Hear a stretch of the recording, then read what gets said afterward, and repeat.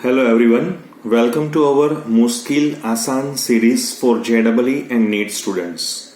As we know that in our last video regarding to the back bonding and in part 1 we almost studied about the back bonding in BF3 molecule. And we know that most of the teachers and most of the students who knows that the back bonding is always occur in the case of BF3, but it's not true.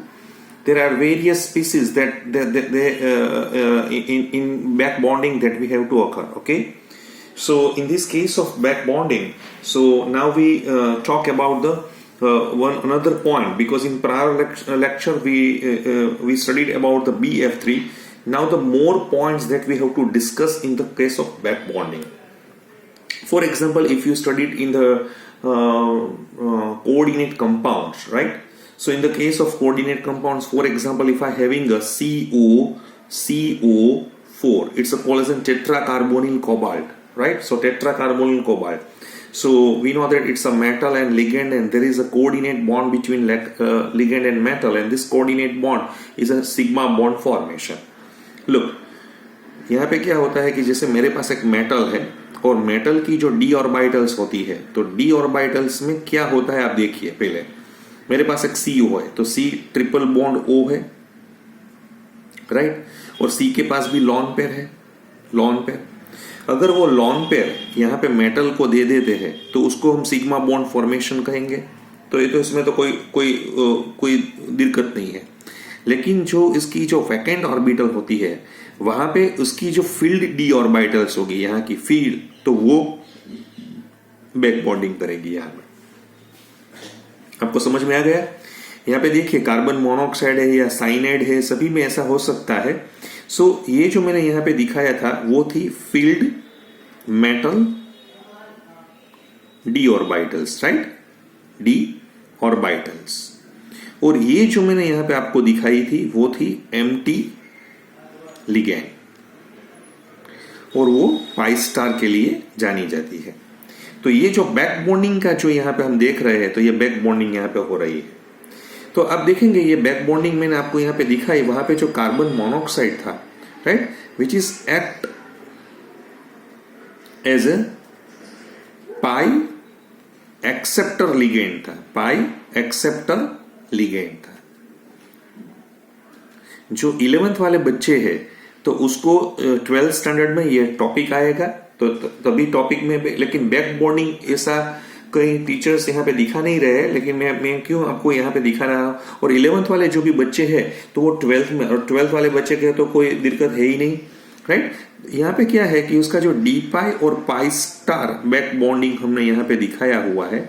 ये जो आप back bonding देख रहे हैं, right, वो कहाँ पे हो रहा है? To unfilled antibonding pi orbitals में, या सॉरी पाई स्टार ऑर्बिटल्स में यहाँ पे हो रहा है। समझ में आ गया आपको? क्लियर? और उससे क्या होगा, तो कि उससे ये होगा कि जो ट्रिपल बॉन्ड की, जो कार्बन और ऑक्सीजन के बीच में जो ट्रिपल बॉन्ड है, उसकी जो स्ट्रेंथ वो क्या हो जाएगी? डिक्रीज हो जाएगी।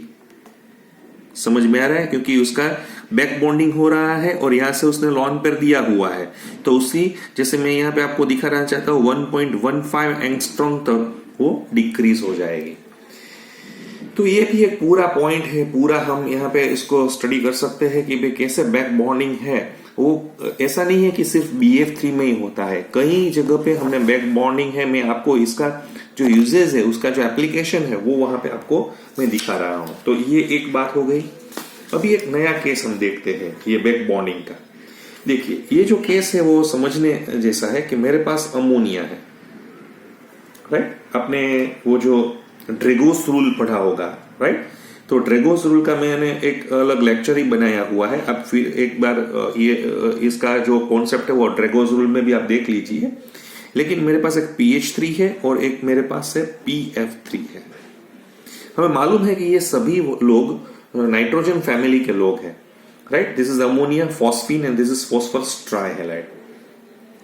मुझे अकॉर्डिंग टू यहाँ पे आप जैसे जैसे हम देखेंगे तो बॉन्ड एंगल क्या होना चाहिए, तो कि बॉन्ड एंगल के बारे में यहाँ पे क्वेश्चंस पूछा गया है।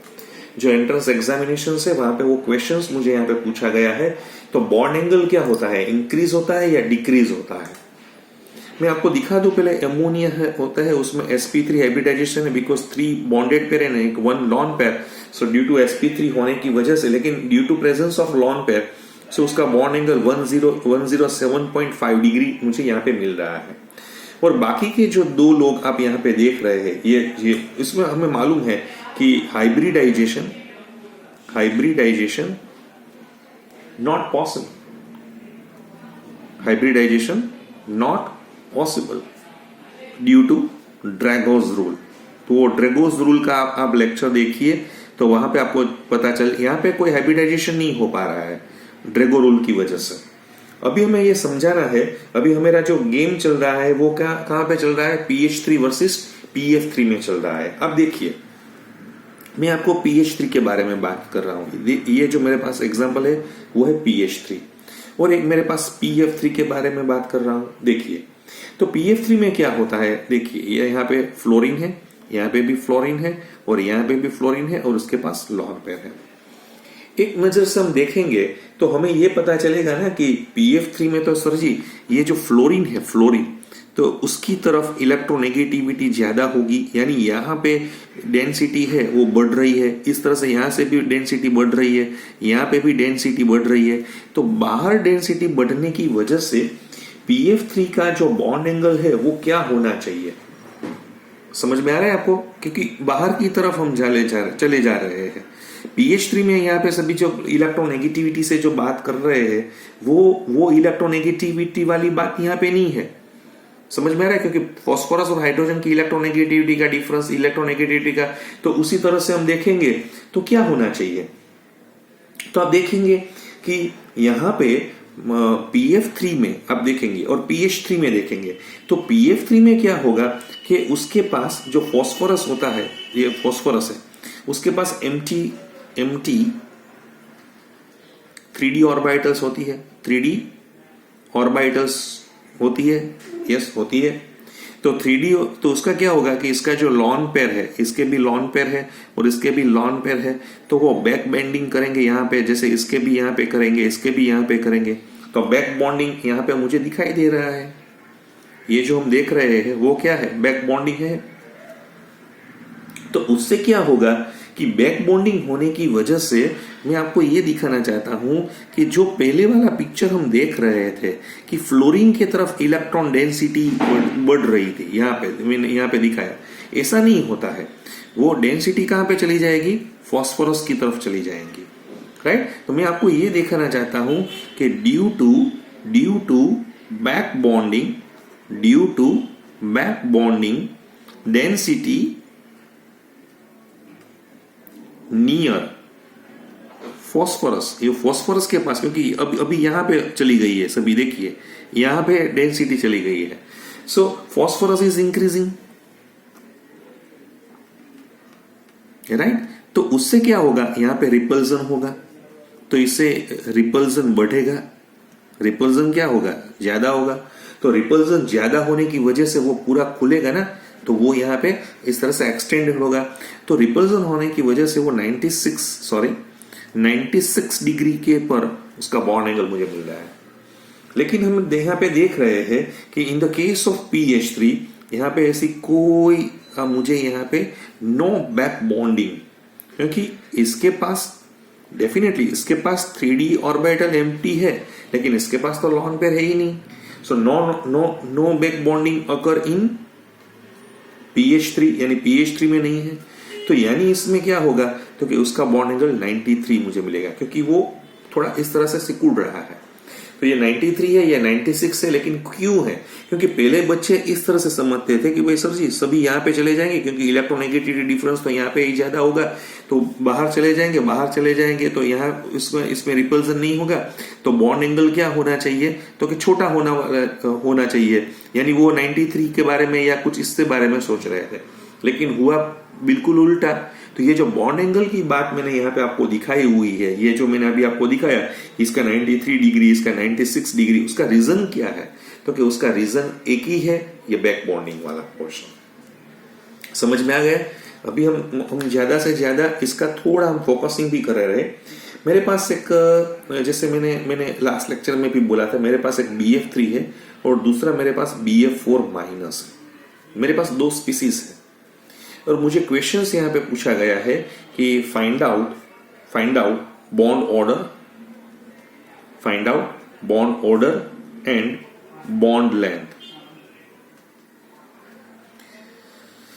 समझ में आ रहा है? अब देखिए क्या हुआ है। फिर से मैं आपको BF3 के बारे में बात कर रहा हूं। आपको तो मालूम है कि इन BF3 में क्या होगा। तो जो मेरा लास्ट लेक्चर था वो फिर से मैं आपको थोड़ा फटाफट मैं आपको दिखाना चाहता हूं। ये फ्लोरीन है, ये उसके लॉन पेयर है और इसकी ये एम्प्टी ऑर्बिटल है। तो यहाँ पे बैक बॉन्डिंग यहाँ पे मुझे मिल रहा है, right. So in BF3 back bonding occur in BF3 due to back bonding resonance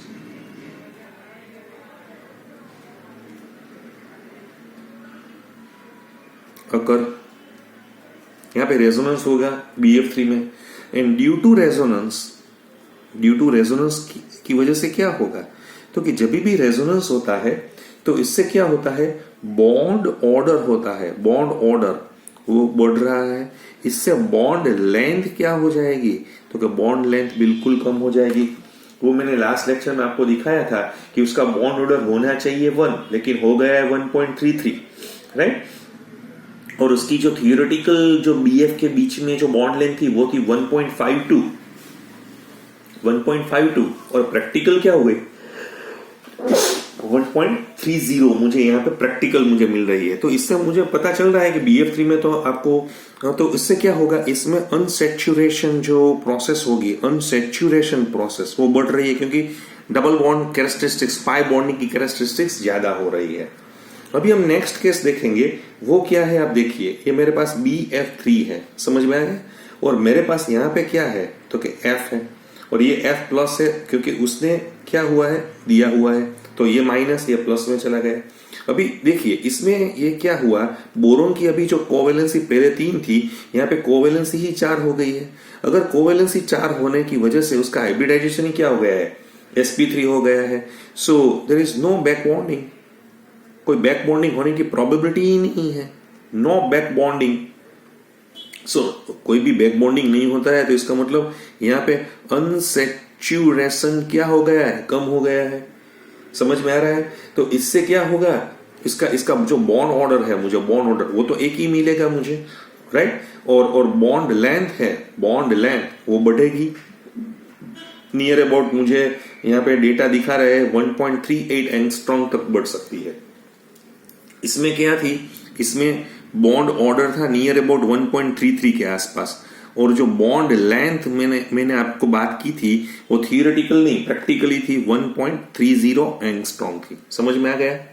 तो इस तरह से भी हम BF3 BF4 में हम दिखा सकते हैं। फिर से मैं शॉर्ट में दिखाना चाहता हूं, BF3 का बॉन्ड ऑर्डर है वो BF4 से ज्यादा है। ये मैं बॉन्ड ऑर्डर के बारे में बात कर रहा हूं, और बॉन्ड लेंथ के बारे में जो मैं बात कर रहा हूं, तो बॉन्ड लेंथ में क्या होगा, BF4 माइनस ज्यादा है BF3 से। समझ में आ गया? ऐसे टाइप के क्वेश्चन है आपकी कॉम्पिटिटिव एग्जाम्स में पूछे गए हैं। अभी एक और यहाँ पे एग्जांपल्स हम लेना चाहते हैं, वो है बोरेजीन B3N3H6। हम इसको क्या बोलेंगे, बोरेजीन बोलेंगे, या हम उसको क्या बोलते हैं, इनऑर्गेनिक बेंजीन भी बोलते हैं, इनऑर्गेनिक बेंजीन भी बोलते हैं। चलो समझ में आ गया? अभी ये जो आपको मालूम नहीं होगा, लेकिन जो बैक बॉन्डिंग होते हैं, so back bonding max compound planar, वो कंपाउंड को प्लेनर बना सकते हैं। रेजोनेंस भी हो सकता है इसमें, तो due to back bonding resonance भी हो सकता है, यस हो सकता है। और उसको इनर्ट भी कर सकते हैं, यस इनर्ट भी कर सकते हैं कंपाउंड को। बॉन्ड ऑर्डर क्या हो सकता है, बढ़ सकता है। बॉन्ड लेंथ क्या हो सकती है, लेस हो सकती है। और बॉन्ड डिसोसिएशन जो एनर्जी के बारे में हम बात कर रहे थे, बॉन्ड डिसोशिएशन एनर्जी, यानी मुझे बॉन्ड ब्रेक करने के लिए जो एंथैल्पी मुझे चाहिए वो भी क्या हो सकती है, बढ़ सकती है। देखिए मैं आपको ये बोरेजिन का एग्जांपल्स कुछ इस तरह से दिखाना चाहता हूं। मेरे पास बोरोन है, यहाँ पे नाइट्रोजन है, यहाँ पे नाइट्रोजन है, यहाँ पे बोरोन है, यहाँ पे बोरोन है और यहाँ पे नाइट्रोजन है। आपको मालूम ही होगा यहाँ पे सभी के पास सिंगल बॉन्ड तो है ही, यहाँ पे सिंगल बॉन्ड, यहाँ पे सिंगल बॉन्ड, यहाँ पे सिंगल बॉन्ड, यहाँ पे सिंगल बॉन्ड। और बोरोन की वैलेंसी मुझे जो 3 है वो यहाँ पे मैंने दिखाई हुई है। यहाँ पे हाइड्रोजन है, यहाँ पे भी हाइड्रोजन है, यहाँ पे भी हाइड्रोजन है, यहाँ पे भी हाइड्रोजन है, यहाँ पे भी हाइड्रोजन है। यानी हाइड्रोजन कितने हैं, 6 है। बोरोन कितने हैं, 3 है। नाइट्रोजन कितने हैं, 3 है। तो ये मोलिकुलर फॉर्मूला बोरेजिन की है। लेकिन हमें मालूम है कि यहाँ पे इसके पास नाइट्रोजन के पास लॉन पेयर होते हैं, यहाँ पे नाइट्रोजन के पास लॉन पेयर है।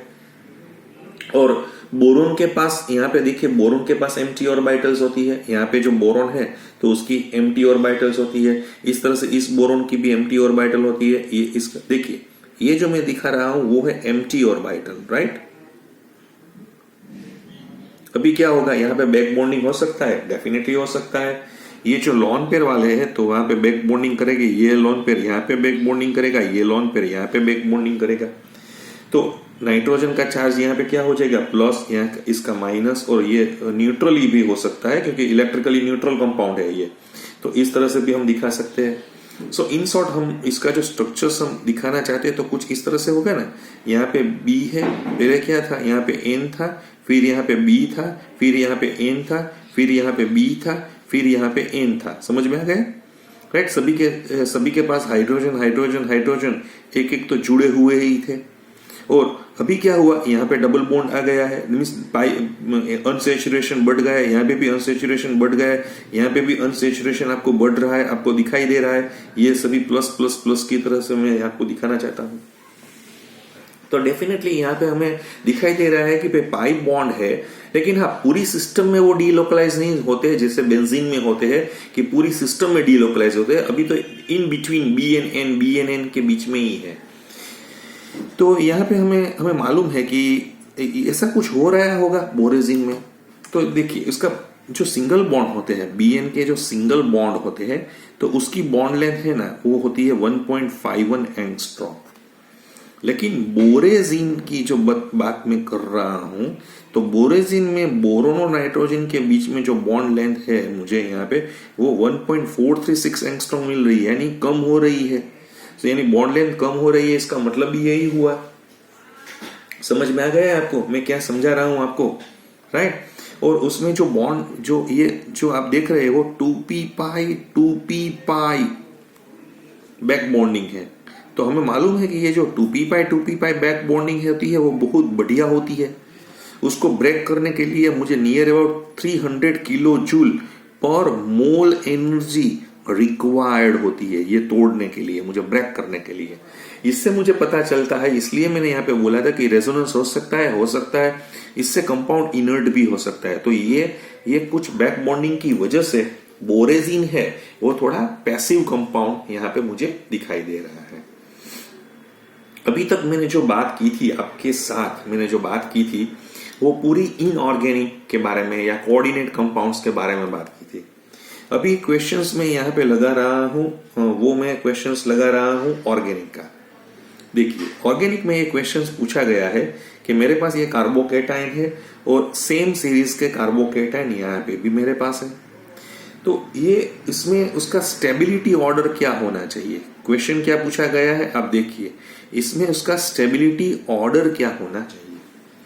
फिर से दोनों कार्बोकेटाइन है और मुझे पूछा गया है उसका स्टेबिलिटी ऑर्डर, यानी इसका ज्यादा है या इसका कम, इसका ज्यादा है, दोनों में से मुझे ये देखना पड़ेगा। कोई बात नहीं, हम अपनी तरह से यहाँ पे कुछ इस तरह से दिखा सकते हैं। देखिए मेरे पास यहाँ पे CH2 है, यहाँ पे O है, यहाँ पे H है। मुझे मालूम है यहाँ पे तो लॉन पेयर ऑक्सीजन के पास होते हैं और ये कार्बोकेटाइन होने की वजह से उसके पास एम्प्टी ऑर्बिटल होती है। समझ में आ गया। तो वो अपनी एम्प्टी यहाँ पे डोनेशन करेगा। तो यहाँ पे मुझे क्या मिलेगा, 2p पाई बैक बॉन्डिंग मुझे यहाँ पे मिल रहा है। आपको समझ में आ रहा है, 2p पाई बैक बॉन्डिंग यहाँ पे हो रहा है। तो यहाँ पे क्या होगा, देखिए यहाँ पे भी देखेंगे CH2SH है, यहाँ पे भी लॉन पेयर है। समझ में आ रहा है। और यहाँ कार्बोकेटाइन की जो एम्प्टी ऑर्बिटल्स है वो यहाँ पे है। तो ये बैक बॉन्डिंग कर पाएगा, डेफिनेटली कर पाएगा।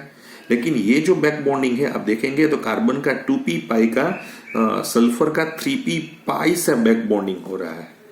यानी ये जो बैक बॉन्डिंग है ना वो थोड़ा पुअर बैक बॉन्डिंग है। क्यों? क्योंकि इसकी साइज ज्यादा है। देखिए आप सल्फर का जो यहाँ पे और ये बिल्कुल छोटा वाला है, तो उसकी सिमेट्री नहीं हो रही है, तो उससे पुअर उसका जो बैक बॉन्डिंग है, पुअर ओवरलैपिंग यहाँ पे हो रहा है। यहाँ पे बढ़िया वाला ओवरलैपिंग हो रहा है। तो जितना बढ़िया वाला ओवरलैपिंग होगा तो उससे क्या होगा, उसकी स्टेबिलिटी ज्यादा हो जाएगी। तो हमें मालूम हो गया कि इसका जो ऑर्डर है ये होना चाहिए। क्लियर? आप उसको इलेक्ट्रोनेगेटिविटी डेटा से या कुछ इस तरह से नहीं देखेंगे, लेकिन यहाँ पे भी बैक बॉन्डिंग की इफेक्ट से ही आपने यहाँ पे हम समझ सकते हैं। सेम ऐसा टाइप का एक क्वेश्चन है वो एग्जामिनेशंस में पूछा गया था कि मेरे पास CH2Cl कार्बेनाइन है, देखिए फिर से, और मेरे पास यहाँ पे CH2F का भी कार्बेनाइन है, दोनों कार्बेनाइन है, और मुझे फिर से यहाँ पे पूछा गया है कि find out the stability order, किसका ज्यादा है किसका कम है वो मुझे देखना पड़ेगा। कोई बात नहीं, हम CH2Cl के बारे में पहले हम देखते हैं। अब देखिए CH2Cl में क्या है। देखिए मेरे पास CH2Cl है और Cl के पास 3d ऑर्बिटल्स होती है यस, और यहाँ पे तो कार्बेनाइन का एक्स्ट्रा इलेक्ट्रॉन है, तो ये बैक बॉन्डिंग यहाँ पे करेगा। तो इससे क्या होगा, 2p पाई 3p पाई बैक बॉन्डिंग होगा। चलो ये तो समझ में आ गया। क्लियर? पहले मैं आपको एक बात समझाना चाहता हूं कि कोई बच्चे ये जो क्वेश्चंस आते हैं क्यों पूछा गया है ना, आप देखिए पूछने की दो वजह है। एक वजह है कि कुछ क्वेश्चन में इंटरेस्टिंग है इसलिए पूछा गया है। अभी कई बच्चे क्या हो गए, इलेक्ट्रोनेगेटिविटी से चले जाएंगे कि sir ji fluorine is more electronegative than chlorine, तो CH2F में फ्लोरीन की तरफ तो कार्बेनाइन है वो फ्लोरीन की तरफ थोड़ा खींचेंगे, यानी उसका जो इलेक्ट्रिक डिस्ट्रीब्यूशन है वो बढ़िया होगा, यहाँ पे थोड़ा कम होगा। तो उसका regarding to inductive effect answer ये आ जाएगा कि ये स्टेबिलिटी, लेकिन आंसर उल्टा है, ये है, ऐसा आंसर है, करेक्ट आंसर ये है। तो ये आंसर होने की वजह क्या है तो वो हमें देखना पड़ेगा। तो देखिए CH2Cl में तो मैंने आपको दिखाया, यहाँ पे आपको 2p पाई 3p पाई का बैक बॉन्डिंग भी है। अगर हम यहाँ पे CH2F के बारे में देखेंगे तो CH2F में क्या है, तो CH2F में तो आप देखेंगे कि यहाँ पे फ्लोरीन है, फ्लोरीन उसके पास तो d ऑर्बिटल ही नहीं है, d ऑर्बिटल इसमें होती नहीं है, यानी इसमें आप देखेंगे तो बैक बॉन्डिंग की कोई प्रोबेबिलिटी ही नहीं दिखाई दे रही है, बैक बॉन्डिंग ही नहीं हो पा रहा है, यानी उसका जो चार्ज होगा नेगेटिव चार्ज वो डिस्ट्रीब्यूट नहीं होगा। Only inductive effect, only inductive effect, जो नेगेटिव इंडक्टिव इफेक्ट है हम देख रहे हैं वही वर्क हो रही है। यहां पे क्या है, बैक बॉन्डिंग भी है और इंडक्टिव इफेक्ट भी है। सो यहाँ पे नेगेटिव इंडक्टिव इफेक्ट भी वर्क कर रही है और बैक बॉन्डिंग की भी वर्क कर रहा है। तो इस दोनों की वजह से क्या होगा कि इसकी स्टेबिलिटी क्या हो जाएगी, ज्यादा हो जाएगी। समझ में आ रहा है? बहुत अच्छे क्वेश्चंस है वो मैं अभी तो मैंने आपका लेवल के लिए ही मैं आपको दिखा रहा हूं, मैंने अभी एडवांस लेवल शुरू नहीं किया हुआ है। लेकिन जो JEE मेन का लेवल होना चाहिए, नीट का लेवल होना चाहिए, हम ज्यादातर बच्चे ऐसा ही सोचते हैं कि BF3 के में हमने पता चल गया है। No, it's not related with the BF3। आप कोऑर्डिनेट कंपाउंड में जाएंगे तो कहीं कार्बोनिल कंपाउंड है, साइनाइड्स कंपाउंड्स है, तो वहां पे भी बैक बॉन्डिंग हमें यहाँ पे दिखाई दे रहा है। तो बस हमने आज थोड़ा मुश्किल आसान जो हमारा जो सेशन चल रहा है उसमें आज हमने बैक बॉन्डिंग का जो पार्ट 2 है वो भी हमने खत्म किया है। आप अपना रिव्यू भी मुझे खास भेजिए, आप अपनी कमेंट्स भी मुझे लिखिए, लाइक भी कीजिए अगर आपको वीडियो अच्छा लगा हो, ताकि हमें भी अपना जो काम है जो मैं ये सीरीज बना रहा हूं तो उसमें कोई भी अभी आप करेक्शंस करना है या कुछ मॉडिफाइड करना है तो हमें भी पता चल सके। Thank you very much.